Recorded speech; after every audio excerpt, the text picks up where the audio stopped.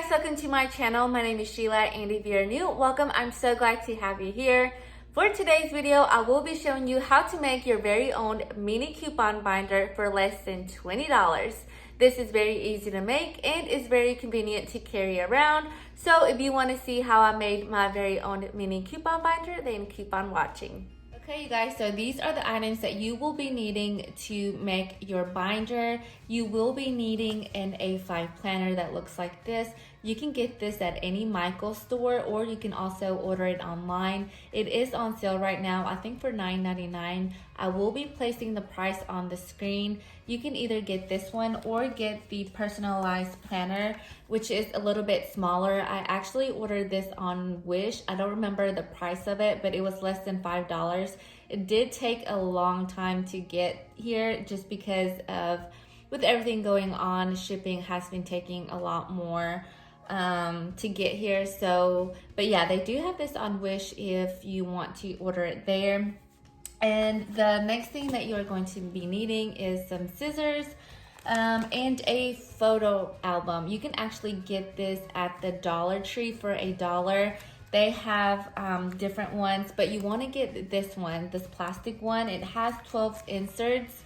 And for this planner, you are going to be needing about 2 or 3 of these, depending on how big you want your binder to be or how thick you want your binder to be. I would recommend getting 2 if you just want to do the small binder. You are also going to be needing, of course, your scissors, and you are going to be needing a hole puncher. You can get the individual hole punch one from Dollar Tree. I know that I've seen them there. So these are the items that you are going to be needing. So let's get started on how to make your own binder. Since I already have my own binder, I will be using this personalized binder and show you how to use this one. So the first thing that you want to do is take your photo album and try to detach it from the covers. These are both the back cover and the front cover.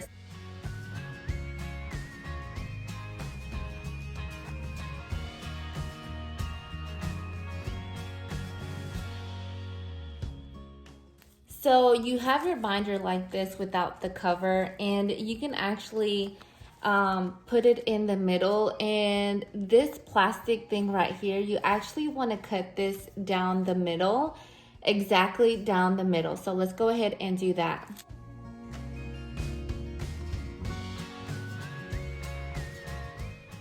So now that you've done that, you want to be careful where you cut right here, because you want your folder to stay intact.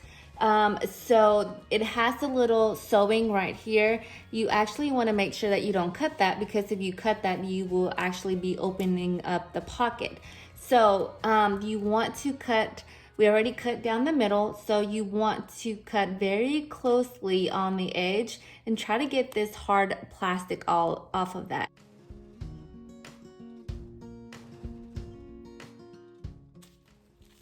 As you can see, that plastic was the one that held the sheets together, and now you have individual sheets that you can start hole punching and putting them in your binder.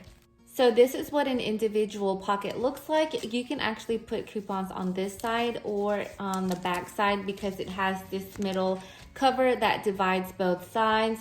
And what you are going to be doing is placing this side where it has the sewing of the pocket. You are going to be placing it in the hole punch, or if you have the individual hole punch, you want to place it inside of your binder and kind of make some drawings of where you need to hole punch the pocket. But since I have this hole punch right here, I will be placing it inside and putting the holes in it. And you have your pocket right here. As you can see, even though we did put the holes on the sewing, it's still closed where it can hold your coupons. So all you have to do is just place it inside your binder and place your coupons inside. So this is my personal coupon binder, is the A5. I will show you how I have it set up. But first, I wanted to let you know that you can also purchase these tabs that help you categorize your pocket folders to make it easier when you coupon, and I will show you how I have it set up on my binder. So this is my binder right here, and I'm gonna be showing you how I have it set up and the reason why I like this A5 planner. One of the reasons why I like it is because of these pockets. You can actually put either more coupons in here, or as you can see, I have some of my CVS CRTs, or if you have your little list of what you want to get, you can just place it in here.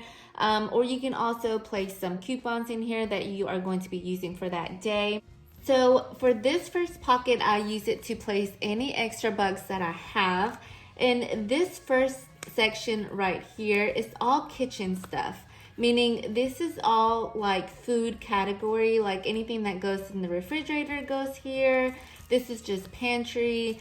This is frozen. I know I have some coupons in here that are not supposed to be in here.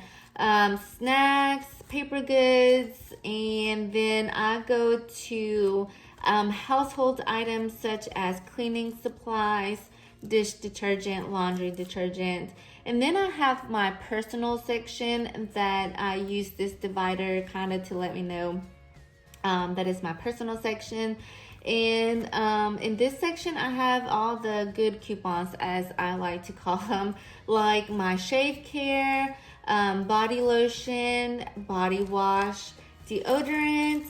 I have toothpaste, mouth care for like mouthwash, anything like that, toothbrush category, hair care category, anything that's hair care, that means shampoo, conditioner, any hairstyling.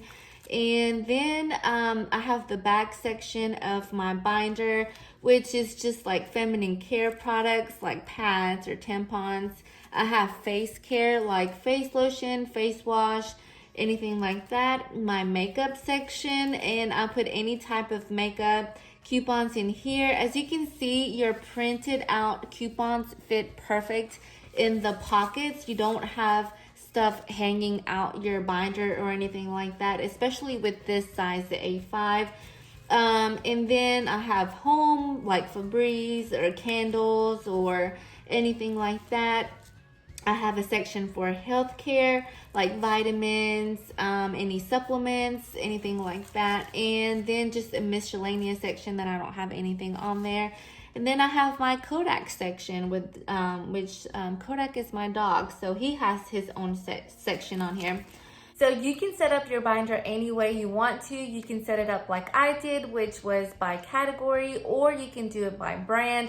I feel like if you do it by brand, then you would have more inserts that you would have to put inside of your binder. And I find that if you do it by categories, it's less inserts that you have to put in there, and it makes your binder a little bit less bulky and more convenient. So that is it for today's video. I hope that you found this video helpful. Let me know in the comment section if you are going to do your very own mini coupon binder, or what kind of setup you have. I would really like to know.